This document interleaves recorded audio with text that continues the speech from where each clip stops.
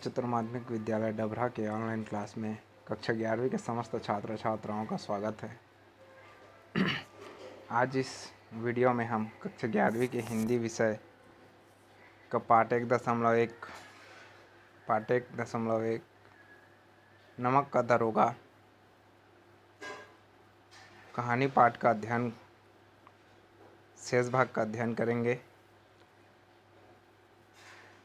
इससे पहले 2 वीडियो में हमने नमक के दरोगा कहानी का अध्ययन प्रारंभ कर चुका था। उसी के शेष भाग का अध्ययन हम यहाँ करने जा रहे हैं। इससे पूर्व कहानी में जो पंडित अलोपी दिन था उसे गाड़ी वालों के साथ मुंशी बंसीधर ने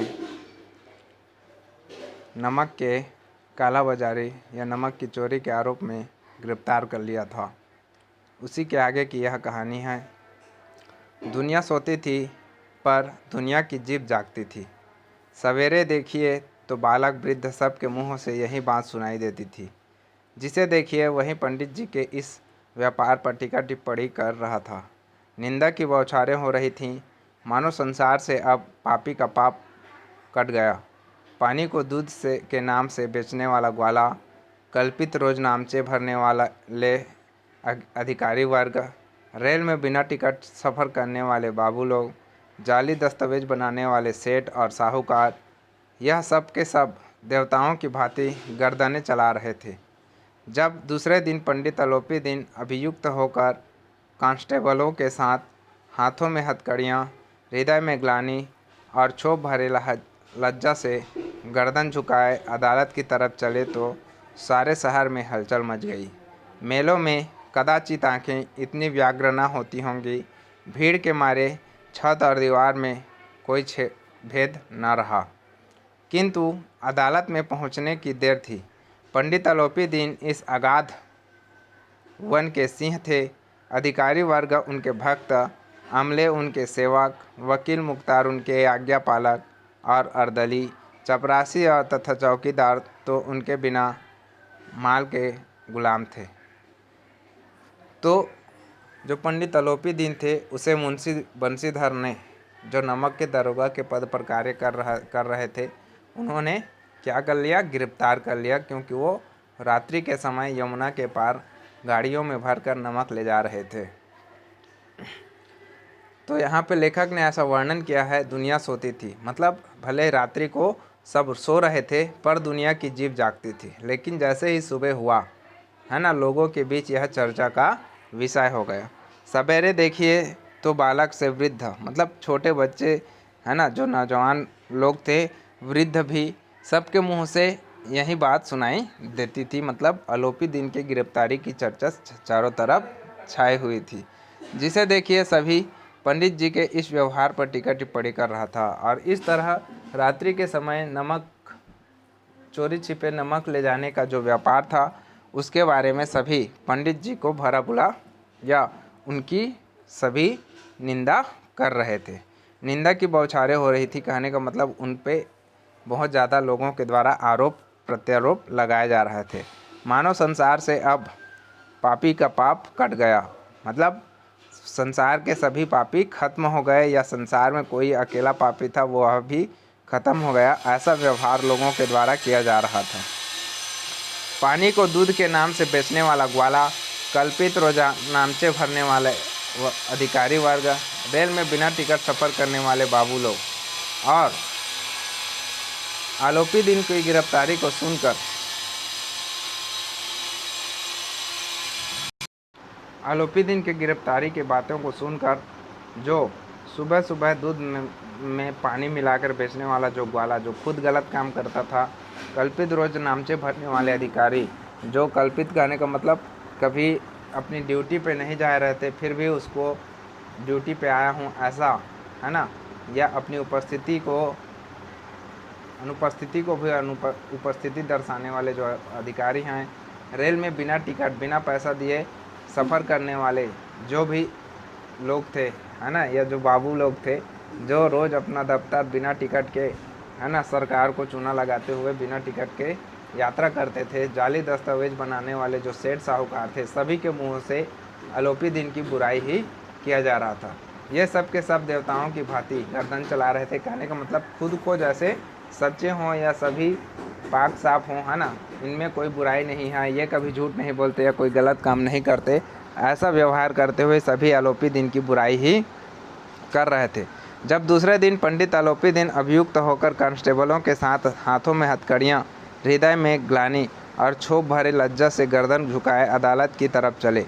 और जब दूसरा दिन पंडित आलोपी दिन अभियुक्त मतलब आरोपी के समान कांस्टेबलों के साथ जो सिपाही थे उनके साथ हाथों में हथकड़ियाँ पहने हुए और दुनिया से लज्जित होते हुए अपने गर्दन को झुकाए हुए जब अदालत की तरफ जा रहे थे, तो उनके मन में, हृदय में क्या थी? ग्लानि थी, मतलब अपने गलत काम करने के लिए पछतावा था।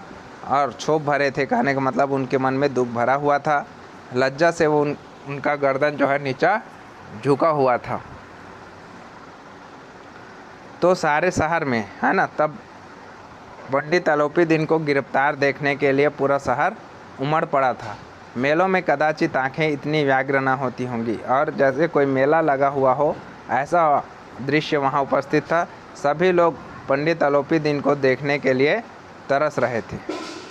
भीड़ के मारे छत और दीवार में कोई भेद न रहा, और क्या कोई लोग अपनी दीवारों पे, अपनी छतों पे खड़ा होकर पंडित आलोपी दिन को अदालत जाते हुए देख रहे थे। किंतु अदालत में पहुंचने की देर थी। लेकिन अदालत में जैसे ही पंडित आलोपी दिन पहुंचे, पंडित आलोपी दिन सगाद वन के सिंह थे, है ना। जो अदालत था वो एक जंगल के समान था, तो उस जंगल के सिंह कौन था या उस जंगल का राजा कौन था? पंडित आलोपी दिन था। क्योंकि अदालत के जो अधिकारी थे, वर्ग थे, वो उनके भक्त थे, मतलब वो आलोपी दिन के पैसों या उनसे घूस खा खा कर उनके आदी हो चुके थे। अमले उनके सेवक थे, और वहाँ काम करने वाले जो कर्मचारी थे वो उनके सेवा करने वाले थे। वकील मुख्तार उनके आज्ञा पालक थे, और वकील, है ना, या जो गवाह थे वो उनके क्या थे? आज्ञा पालक थे। अर्दली मतलब वहाँ जो सुरक्षा के लिए जो रखे गए कर्मचारी थे वो सारे उनके गुलाम थे। चपरासी और चौकीदार तो उनके बिना माल के गुलाम थे, है ना। और जो वहाँ के चपरासी और चौकीदार थे वो भी उनके क्या थे? गुलाम बने हुए थे। किनके? पंडित आलोपी दिन के। पंडित आलोपी दिन इन सभी को अपने पैसों की शक्ति से खरीद लिया था। उन्हें देखते ही लोग चारों तरफ से दौड़े। सभी लोग विस्मित हो रहे थे, इसलिए नहीं कि आलोपी दिन ने क्यों यह कार्य किया, बल्कि इसलिए कि वह कानून के पंजे में कैसे आए। ऐसा मनुष्य जिसके पास असाध्य साधन करने वाला धन और अनन्य वाचालता हो, वह क्यों कानून के पंजे में आए। प्रत्येक मनुष्य उनसे सहानुभूति प्रकट करता था। बड़ी तत्परता से इस आक्रमण को रोकने की निमित्त वकीलों की एक सेना तैयार की गई। न्याय के मैदान में धर्म और धन में युद्ध ठन गया। बंशीधर चुपचाप खड़े थे। उनके पास सत्य के सिवा न कोई बल था, न स्पष्ट भाषण के अतिरिक्त कोई शस्त्र। गवाह थे किंतु लोभ से डामाडोल। तो जैसे ही पंडित आलोपी दिन अदालत पहुँचे तो लोग चारों तरफ से उनके तरफ दौड़ गए। सभी लोग विस्मित थे, मतलब आश्चर्यचकित थे। इसलिए नहीं कि वो आलोपी दिन क्यों यह कर्म किया, मतलब उन्होंने रात को नमक का काला बाजारी क्यों किया, या रात्रि को नमक एक जगह से दूसरे जगह चोरी छिपे ले जाने का गलत काम क्यों किया। इसलिए वो वहाँ के अधिकारी, अदालत के अधिकारी कर्मचारी इसलिए आश्चर्यचकित नहीं थे, बल्कि वो कैसे कानून के पंजे में फंस गए, है ना। ऐसा मनुष्य जो पैसा धन रखने वाला है और इतना चालाक है, जो किसी को भी अपनी बातों में फंसा लेता है, या किसी भी व्यक्ति या अधिकारी को खरीदने की शक्ति रखता है, ऐसा व्यक्ति आज कानून के पंजे में कैसे आ गया। यह सोचकर सभी क्या थे? आश्चर्यचकित थे। प्रत्येक मनुष्य उनसे सहानुभूति प्रकट करता, और जो भी मनुष्य उनसे मिलता वो सहानुभूति मतलब उनको अपना हमदर्द बतलाता था। ठीक है।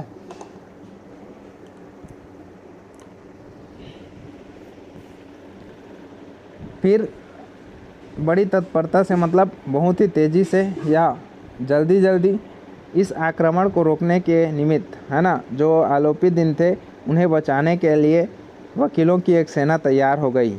न्याय के मैदान में धर्म और धन का युद्ध ठन गया। न्याय के मैदान में क्या हुआ, मतलब अदालत में एक तरफ मुंशी बंशीधर थे जो सत्य के साथ खड़े थे, और एक तरफ धनवान और गलत कार्य में माहिर पंडित आलोपी दिन था। न स्पष्ट बंशीधर चुपचाप खड़े थे, और जो मुंशी बंशीधर थे वो चुपचाप खड़े हुए थे। उनके पास सत्य के सिवा ना कोई बल था, ना स्पष्ट भाषण के अतिरिक्त कोई शस्त्र।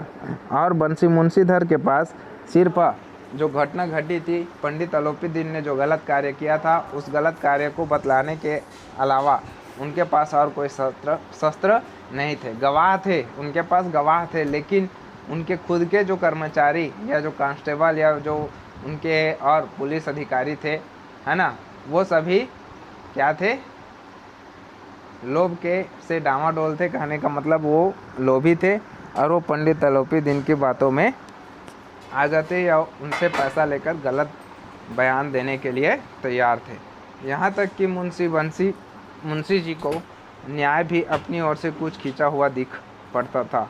यहाँ तक कि मुंशी बंशीधर के जो पिता थे, है ना, उनको भी न्याय अपनी ओर से कुछ खींचा हुआ दिख पड़ता था। मतलब उनको भी ये लगता था कि उनका जो बेटा है वो गलत कार्य किया, या उन्हें आलोपी दिन को क्या करना चाहिए था, पकड़ना नहीं चाहिए था। वह न्याय का दरबार था, परंतु उसके कर्मचारी पर पक्षपात का नशा छाया हुआ था। और जो मुंशी बंशीधर थे, उनके जो वो भले ही अदालत में थे, परंतु वहाँ के जो कर्मचारी थे, अदालत के जो कर्मचारी थे, वो पक्षपात मतलब आलोपी दिन के लिए कुछ भी करने के लिए तैयार थे, है ना, या उनके गुलाम हो गए थे। किंतु पक्षपात और न्याय का क्या मेल, है ना। लेकिन पक्षपात जहाँ है वहाँ कभी न्याय होगा ऐसा कह पाना मुश्किल है।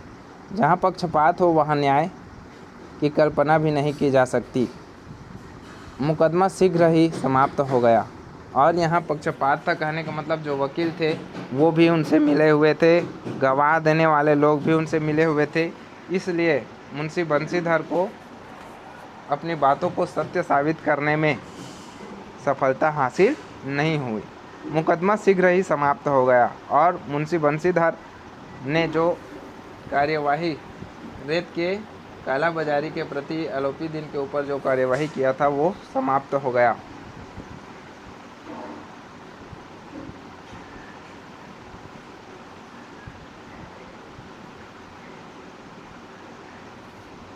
डिप्टी मजिस्ट्रेट, यहाँ से चालू कर रहे हैं।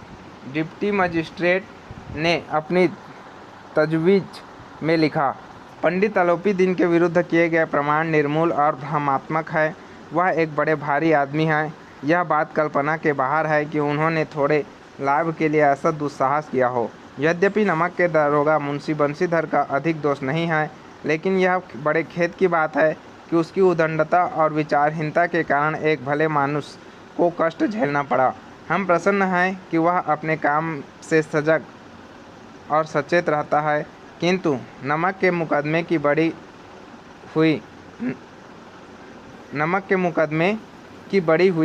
नमक हलाली ने उसके विवेक और बुद्धि को भ्रष्ट कर दिया। भविष्य में उसे होशियार रहना चाहिए। तो जो डिप्टी मजिस्ट्रेट मतलब उप न्यायाधीश ने क्या कहा, अपनी तजवीज़ मतलब अपने फैसले में, या उन्होंने यह सुनाया कि पंडित आलोपी दिन के विरुद्ध दिए गए प्रमाण निर्मूल मतलब वो बिना मूल्य के हैं, उनका कोई महत्व नहीं है, और भ्रमात्मक हैं। भ्रमात्मक मतलब भ्रम पैदा करने वाला या लोगों के मन में झूठ फैलाने वाला है। वह एक बड़े भारी आदमी है, वो एक महान या धनवान आदमी है। यह बात कहना कल्पना के बाहर है कि ऐसे धनवान व्यक्ति कभी छोटी सी चीज़, है ना, थोड़े से लाभ के लिए नमक जैसे चीज़ की कालाबाजारी भी कर सकते हैं। ऐसा सोचने के दुस्साहस या ऐसा कार्य वो नहीं कर सकते। यद्यपि नमक के दरोगा मुंशी बंशीधर का जो कार्य है ना, मुंशी बंशीधर का अधिक दोष नहीं है, लेकिन वह बड़े खेद की बात है कि उसके उदंडता और विचारहीनता, उदंडता मतलब उन्होंने जो बदमाशी दिखाई या इतने बड़े आदमी को गिरफ्तार कर लिया और उन्हें गिरफ्तार करने से पहले कुछ विचार या सोच विचार नहीं किया, इस कारण एक भले मानुष को बड़ा कष्ट झेलना पड़ा। हम प्रसन्नता से प्रसन्न हैं, हम प्रसन्न हैं कहने का मतलब जो जज साहब थे, है ना, उन्होंने जो न्यायाधीश है वो कह रहे हैं कि वह अपने काम से सजग और सचेत रहता है। मतलब मुंशी बंशीधर अपने काम में सजग रहता है, सचेत रहता है, किंतु नमक के मुकदमे की बड़ी हुई नमक हलाली, लेकिन नमक का जो मुकदमा आरोपी दिन के ऊपर बेवजह किया गया था उसके लिए वो दोषी है ना, नमक हलाली है, उसके विवेक और बुद्धि को भ्रष्ट कर दिया था और इसलिए वो सही कार्य नहीं कर पाया, ऐसा जज ने फैसला सुनाते हुए कहा। भविष्य में उसे होशियार रहना चाहिए। और मुंशी बंशीधर को मुख्य मतलब न्यायाधीश ने यह कहा कि मुंशी बंशीधर को किसी भी ऐसे ईमानदार व्यक्ति के सामने ऐसे का व्यवहार करते समय होशियार रहना या सजग रहना चाहिए। वकीलों ने यह फैसला सुना और उछल पड़े। पंडित आलोपी दिन मुस्कुराते हुए बाहर निकले। स्वजन बांधवों ने रुपयों की लूट की। उदारता का सागर उमड़ पड़ा। उसकी लहरों ने अदालत की नींव तक हिला दी। जब बंशीधर बाहर निकले तो वकीलों ने और जब जज महोदय या न्यायाधीश ने ऐसा आदेश दिया कि जो पंडित आलोपी दिन है वो निर्दोष हैं, जो मुंशी बंशीधर थे उन्हें गिरफ्तार करने से पहले अच्छे से सोचना चाहिए। वो एक धनवान व्यक्ति हैं, वो थोड़े से लाभ के लिए नमक जैसे चीज़ की काला बाजारी नहीं कर सकते। ऐसा जब उन्होंने न्यायाधीश के द्वारा जब ऐसा फैसला सुनाया गया तो फैसला सुनते ही जो लोग थे या वहाँ जो उनके वकील थे वो क्या हो गए, उछल पड़े। पंडित आलोपी दिन मुस्कुराते हुए बाहर निकले और अदालत से मुस्कुराते हुए पंडित आलोपी दिन बाहर आते हैं।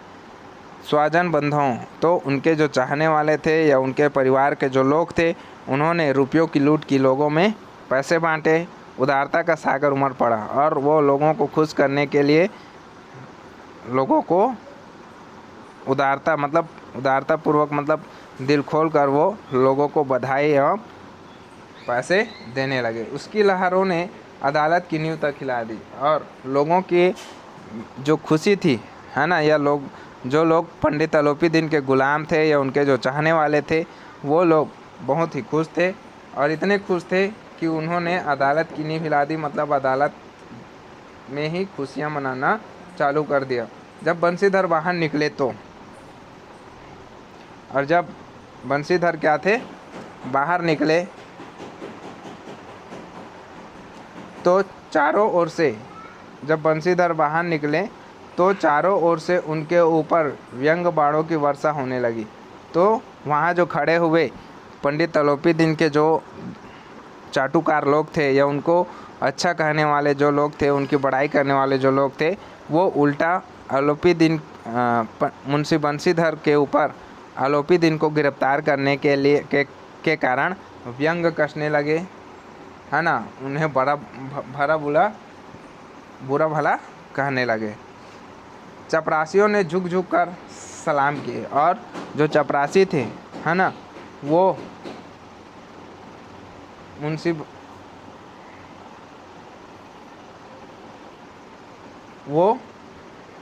भले मुंशी बंशीधर को सलाम कर रहे थे, किंतु इस समय एक एक कटु वाक्य, एक एक संकेत उसकी ग्वारग्नि, है ना, लेकिन उनके द्वारा जो बोला जाने वाला कटु वाक्य था, लोगों के द्वारा जो बोला जाने वाला कटु वाक्य था या उनके ऊपर जो व्यंग या उन्हें जो बुरा भला सुनाया गया था, वो एक एक संकेत उनकी गर्वांगिन कर रही थी, है ना। मतलब मुंशी बंशीधर को बहुत ही ज़्यादा क्या हो रहा था, वो बहुत ही ज़्यादा दुखी हो रहे थे, ठीक है। और पंडित आलोपी दिन केस जीतकर अपने आप को बहुत ही गर्व महसूस कर रहा था। उसे अपने धन धान्य पर फिर से गर्व हो रहा था या घमंड हो रहा था। ठीक है, आज की वीडियो में इतना ही। इस अंश में या गद्यांश के इस अंश में लेखक ने ऐसा वर्णन किया है कि जब मुंशी बंशीधर पंडित अलोपी दिन को बंदी बनाकर ले जाता है, लेकिन पंडित अलोपी दिन जो है अपने पैसे के दम पर सत्य को भी असत्य साबित कर देता है और वो अदालत से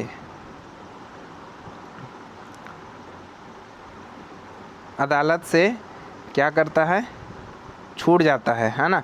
मतलब जज ने उसे निर्दोष साबित करा लेता है और इस तरह से सत्य को भी उसने असत्य साबित कर दिया अपने पैसे के दम पर। और वो बहुत ही ज़्यादा अपने पैसे या अपने जीत पर क्या कर रहा था, घमंड कर रहा है। ठीक है, आगे की वीडियो में इसके शेष भाग का अध्ययन करेंगे। धन्यवाद। आप सभी के लिए एक सूचना है कि कक्षा 11वीं के जो समस्त छात्र छात्राएं हैं, कृपया वीडियो के माध्यम से ही पढ़ाई जारी रखें। बहुत बच्चों का यहाँ हम लोगों ने यहाँ अवलोकन किया है कि बहुत बच्चे वीडियो उनको प्राप्त होने के बाद भी पढ़ाई नहीं कर रहे हैं या वीडियो नहीं देख रहे हैं।